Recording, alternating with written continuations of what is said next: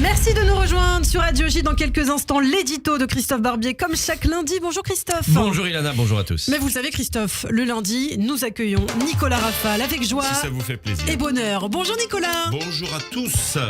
La parole est à la défonce. Eh oui, les Français sont par ces 7 années fatigués, épuisés. Les Français sont par ces 7 années essorés. Les Français sont par ces 7 années-là. Cette année-là.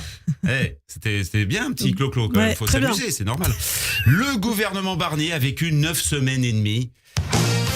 Mais bon, on était quand même loin de Kim Basinger et du glamour de Mickey Rourke. Il y a tout de même quelques bonnes nouvelles dans ce marasme parce que Macron, après le capitaine de pédalo, c'est le commandant du Titanic qui a tout fait pour éviter l'iceberg. Allez, écoutez, j'avais laissé le choix à l'iceberg de se présenter devant nous, de nous éviter. Il est resté face à nous en tant qu'iceberg. C'est sa responsabilité. Alors, bonne nouvelle tout de même. On parle souvent du laxisme de la justice, c'est faux. La justice est assez ferme en ce moment. Les Français ont pris 7 ans et demi déjà avec Macron. Il semblerait qu'ils ne soient pas sur le point d'être libérés.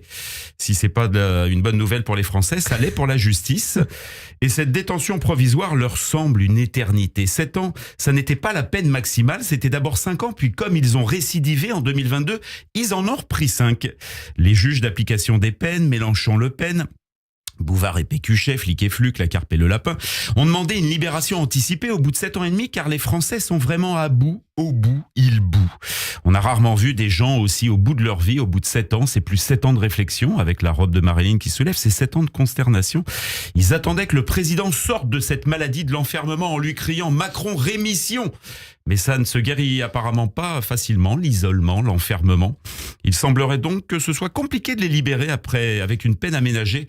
Sortir 2 ans et demi plus tôt, ils vont devoir aller au bout.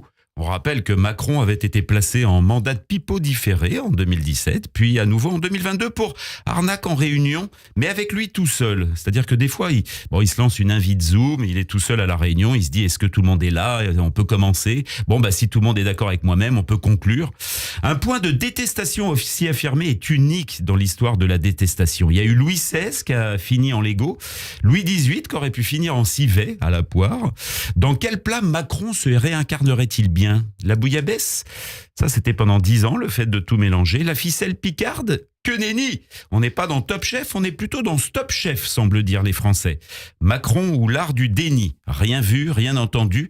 Le 8 mai 45, il aurait été capable de dire « Je suis sûr que les Allemands n'envahiront jamais la Pologne il y a 6 ans. Faisons confiance aux Allemands. » Aujourd'hui, les Français ont plus trop envie de faire confiance au serpent K du livre de la jungle. De plus, lorsque les Français seront libérés au bout de 10 ans, vous savez, il est difficile après une captivité de recouvrer une vraie ardeur à la vie. La détention manque. Sans compter le phénomène de décompensation psychique, le syndrome de Stockholm. C'est quand on écoute tous les 10 du groupe ABBA et qu'on se met à regretter notre ravisseur, qui était ravissant au départ, un ravissant ravisseur, même étymologie.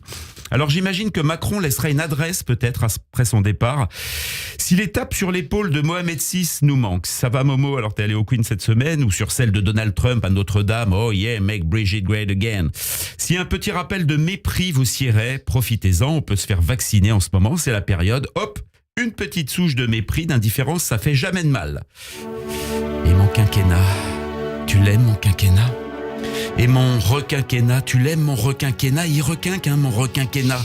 C'est comme Rocky, les bronzés ou Titanic, le 2 est encore meilleur.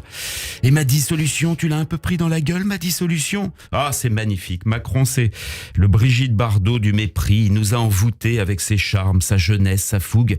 On voudrait même plus de lui pour présenter le Noël des animaux au Touquet. Alors quand les enfants de 2124, dans 100 ans, ouvriront leur manuel d'histoire, et non pas leur Emmanuel d'histoire, et qu'ils verront le nom d'Emmanuel Macron associé à la réouverture de Notre-Dame ou des Jeux Olympiques, ils se diront « Wow, ça devait être génial de vivre en 2024 en France, vous avez trop de la chance, vas-y, bâtard, ma gueule ».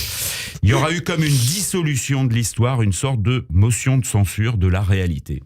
Eh bien, merci beaucoup Nicolas Rafale. Nicolas qu'on retrouve avec grand plaisir chaque semaine. Et je vous dis à très bientôt Nicolas. À très vite. Les grands débats commencent sur Radio J.